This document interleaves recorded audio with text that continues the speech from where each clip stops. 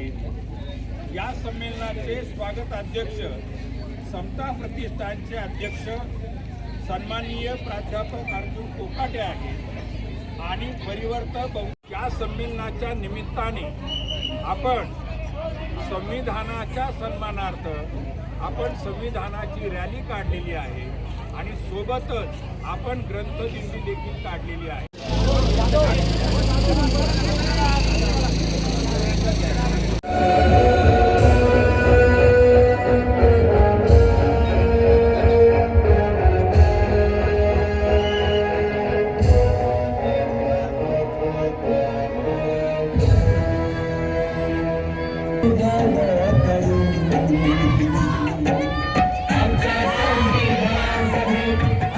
तेराव्या परिवर्त मराठी ग्रामीण साहित्य संमेलनाच्या उद्घाटन समारंभासाठी आणि या संविधान रॅलीसाठी उपस्थित असलेल्या महाराष्ट्रातील सर्व साहित्यिकांचे मी मनापासून स्वागत करतो।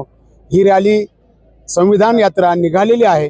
आपण सर्वांनी या रॅलीमध्ये सहभागी व्हावं आणि 2 दिवस चालणाऱ्या या परिवर्त साहित्य संमेलनामध्ये विविध जे उपक्रम होत आहेत त्या सर्वांचा आस्वाद घ्यावा अशी विनंती करतो। धन्यवाद। परिसरातील सर्व नागरिकांना, विद्यार्थ्यांना आणि साहित्यप्रेमींना असं आवाहन आहे की आज 13 आणि उद्या 14 डिसेंबर 2025 असे 2 दिवस परिवर्त ग्रामीण मराठी साहित्य संमेलन येवला शहरामध्ये राधाकृष्ण लॉन्स येथे संपन्न होत आहे। या संमेलनामध्ये विविध प्रकारचे प्रबोधन सत्र, ज्यामध्ये एक परिसंवाद असणार आहे, त्याचबरोबर कवी संमेलन असेल, उद्घाटन सोहळा असेल आणि समारोप सत्रामध्ये विशिष्ट क्षेत्रामध्ये विशेष कार्य करणाऱ्या कार्यकर्त्यांचा सन्मान केला जाणार आहे। असे भरगच्च असलेले जे कार्यक्रम आहे, या कार्यक्रमांमध्ये येवलेकरांनी सामील व्हावं असं नम्र आवाहन आहे।